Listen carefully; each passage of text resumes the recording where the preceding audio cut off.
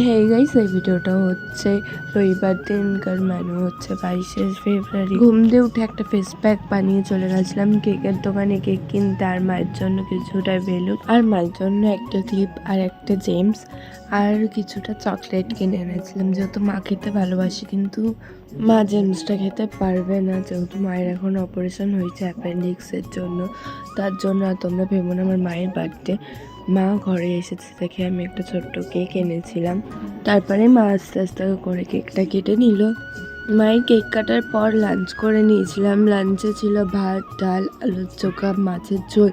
আমি লাঞ্চের ভিডিওটা করতে পারিনি, তাই তোমাদেরকে বলে নিলাম। তারপরে বিকালবেলা চলে গেছিলাম চা খেতে বন্ধুরা মিলে। চা খেয়ে বাড়ি আসার পথে দেখি একটা পিসি এসেছে আমার জন্য কিন্ডার জয় আর ক্যাডবেরি নিয়ে এসেছে, মানে কিটক্যাট। আর রাত্রেবেলা দেখি বাবা খেলাতে গেছিলো আম্পায়ারিং, সেখান থেকে গিফট পেয়েছে। তো চলো আজকের মতো টাটা, দেখা হবে নেক্সট ভিডিওতে।